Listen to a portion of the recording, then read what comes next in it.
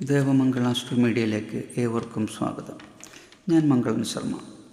ആയില്യം നക്ഷത്രത്തിൽ ജനിച്ചവരുടെ ചില പ്രത്യേകതകളും 2024 ജൂലൈ മുതൽ ഡിസംബർ വരെയുള്ള ഗ്രഹചാരവശാലുള്ള മാസഫലങ്ങളെക്കുറിച്ചുമാണ് ഇന്ന് ഞാൻ പറയുന്നത്. ആയില്യം നക്ഷത്രത്തിൻ്റെ ദേവത സർപ്പങ്ങളും നക്ഷത്രാധിപൻ ബുധനും രാശാധിപൻ ചന്ദ്രനുമാണ്.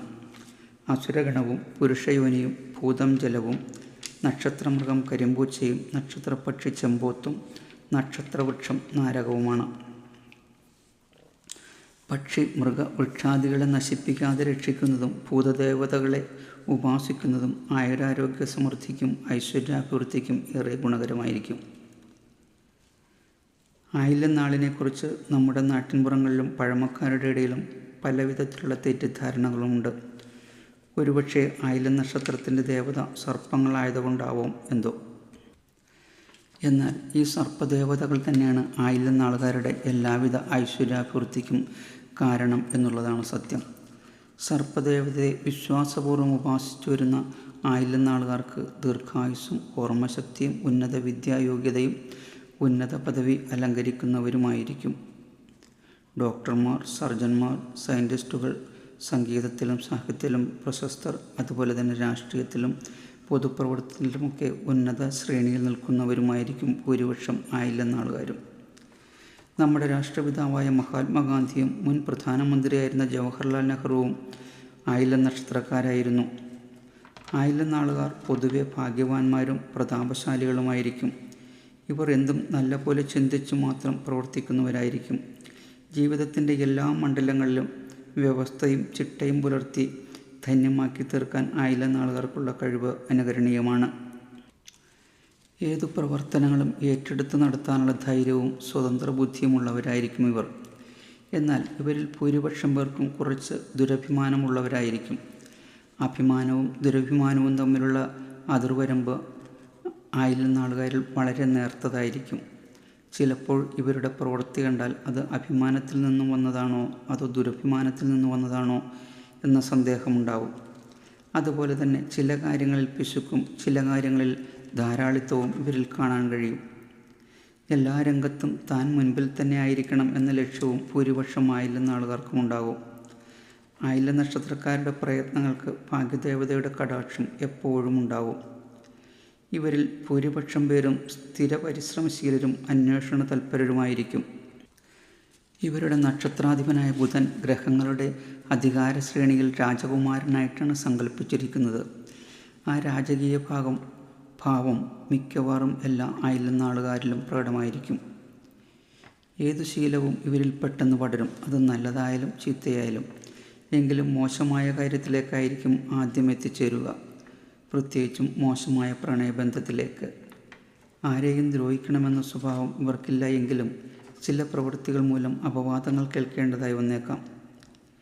ഇവർ കുറച്ചൊക്കെ ക്ഷിപ്രകോപികളായിരിക്കും. എന്തെന്നാൽ ശോഭിക്കേണ്ട സമയത്ത് ഇവർ ശാന്തരുമായിരിക്കും. ആയില്യം നക്ഷത്രക്കാരൻ്റെ ജീവിത പങ്കാളി ഒരു പ്രത്യേക സ്വഭാവക്കാരിയായിരിക്കും. ഭർതൃകുടുംബവും ഭർതൃമാതാവുമായും മറ്റു കുടുംബാംഗങ്ങളുമായും ഇവർക്ക് യോജിച്ചു പോകാൻ കഴിയാത്തതുകൊണ്ട് വിവാഹ ജീവിതം അത്ര തൃപ്തികരമായിരിക്കില്ല. എന്നാൽ ജാതക ചേർച്ച നോക്കി വിവാഹം നടത്തിയാൽ ഇവർക്ക് നല്ലൊരു വിവാഹാനന്തര ജീവിതം അനുഭവയോഗ്യവുമാകും. ആയില്യം നക്ഷത്രത്തിൽ ജാതരായ സ്ത്രീകളെക്കുറിച്ച് പറയുകയാണെങ്കിൽ ഇവർ സൗമ്യമായി പെരുമാറുന്നവരും ആകർഷകമായ വ്യക്തിത്വം പുലർത്തുന്നവരുമായിരിക്കും. ഗൃഹഭരണത്തിലും മറ്റു പ്രവർത്തന മേഖലയിലും ഇവർ മുൻപന്തിയിൽ തന്നെയായിരിക്കും. ഇവർ പുരുഷന്മാരെ പോലെ തന്നെ സാമർഥ്യമുള്ളവരും ആയിരിക്കും. ആയില്യം നക്ഷത്രക്കാരായ സ്ത്രീകൾ സൗന്ദര്യമുള്ളവരും സാധുക്കളും വിദ്യാസമ്പന്നരും ഉന്നത പദവികൾ അലങ്കരിക്കുന്നവരുമായിരിക്കും. ഇവരുടെ കാര്യഗ്രഹണശേഷി അപാരമായിരിക്കും.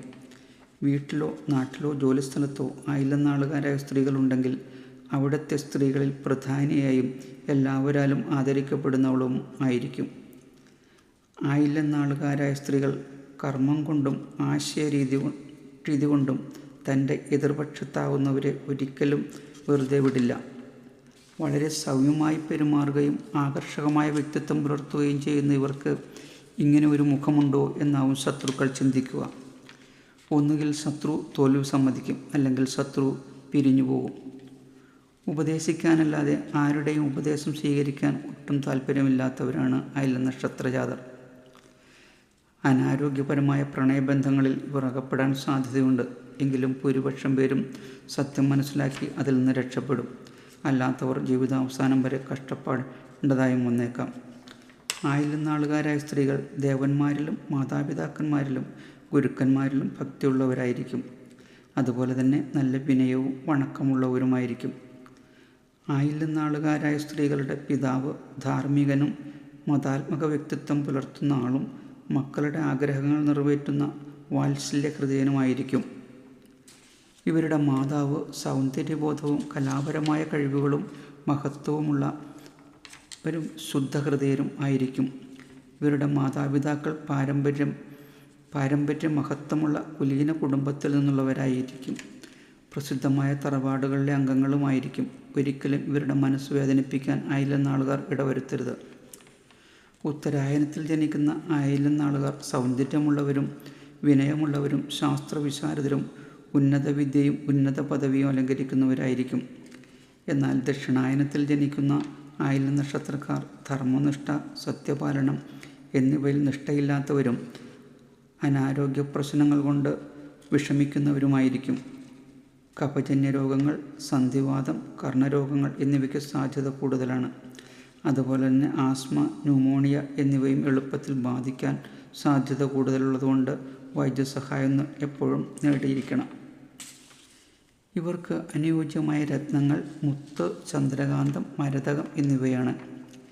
എങ്കിലും ഇത് ധരിക്കുന്നത് നിങ്ങളുടെ ഗ്രഹനില ഉത്തമനായ ഒരു ജ്യോതിഷിയെ കൊണ്ട് പരിശോധിച്ച് അവർ അംഗീകരിച്ചാൽ മാത്രമേ ധരിക്കാവൂ. അല്ലെങ്കിൽ ചിലപ്പോൾ പ്രതികൂല ഫലമായിരിക്കും ഉണ്ടാവുക. അനുയോജ്യമായ നിറം വെള്ളയും പച്ചയുമാണ്. അനുയോജ്യമായ ആഴ്ച തിങ്കൾ, ബുധൻ, വ്യാഴവും ഞായറും ചൊവ്വയും മധ്യമവും ശനി, വെള്ളി, അധമവുമാണ്. അനുയോജ്യമായ ദിക്ക് തെക്ക്, തെക്ക് പടിഞ്ഞാറ്, വടക്ക്, വടക്ക് കിഴക്ക് ആണ്. ഓഫീസുകളിൽ ഈ ദിക്കുകളിൽ ഇരിക്കുന്നതും അല്ലെങ്കിൽ ആ ദിക്കുകളിലേക്ക് തിരിഞ്ഞിരിക്കുന്നതും ജോലി ചെയ്യുന്നതും നല്ലതാണ്. പ്രതികൂല നക്ഷത്രങ്ങളായ പൂരം, അത്തം, ചോതി, അവിട്ടം, ചതയം, പൂരിട്ടാതി എന്നീ നക്ഷത്രക്കാരുമായി യാതൊരുവിധ സംരംഭങ്ങളിലും ഏർപ്പെടുന്നത് നല്ലതല്ല. അതുപോലെ തന്നെ ഈ നാളുകളിൽ യാതൊരുവിധ ശുഭകാര്യങ്ങളും ആരംഭിക്കുകയും അരുത്. 2024 ജൂലൈ മാസത്തെ ഗ്രഹചാരവശാലുള്ള ഫലങ്ങളെക്കുറിച്ച് ചിന്തിക്കുമ്പോൾ പ്രവൃത്തികളിൽ വിജയവും ഉന്നത സ്ഥാനലബ്ധിയും പൊതുവെ എല്ലാ കാര്യങ്ങളും ഒരു ഉന്മേഷവും ഊർജ്ജസ്വലതയും കാണുന്നു. എന്നിരുന്നാലും സാമ്പത്തിക ദുർച്ചെലവിനും ചില അലച്ചിലിനും സാധ്യതയും കാണുന്നു.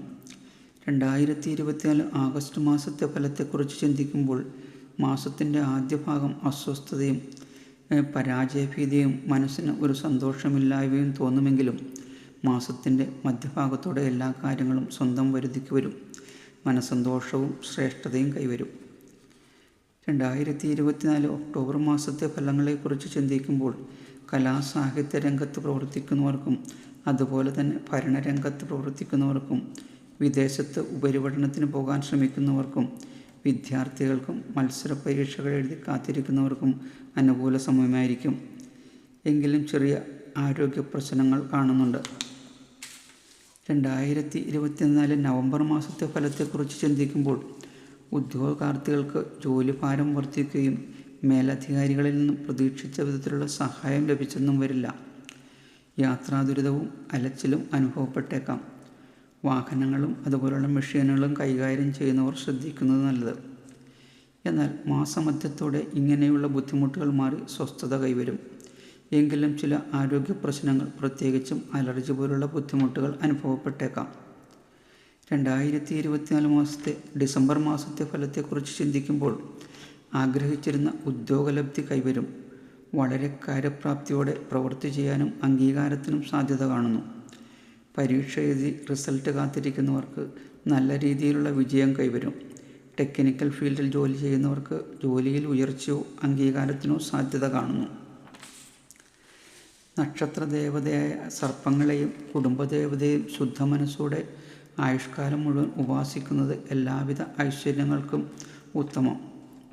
നിങ്ങളുടെ ജാതകവശാൽ വലിയ ദശാദോഷങ്ങളൊന്നുമില്ലെങ്കിൽ പൊതുവായ ഈ ഫലങ്ങൾ 100%, ഗ്രഹചാരവശാലുള്ള ഫലങ്ങൾ 90% അനുഭവയോഗ്യമാവും. ഓം മഹാബലായ നാഗാധിപതയേ നമ എന്ന മൂലമന്ത്രം എല്ലാ ദിവസവും രാവിലെയും വൈകിട്ടും 8 പ്രാവശ്യത്തിൽ കുറയാതെ ജപിച്ചാൽ സർപ്പപ്രീതി കൈവരും. എല്ലാവർക്കും ഒരു ശുഭദിനം നേരുന്നു. ഓം ശ്രീ മഹാദേവിയേ നമഃ.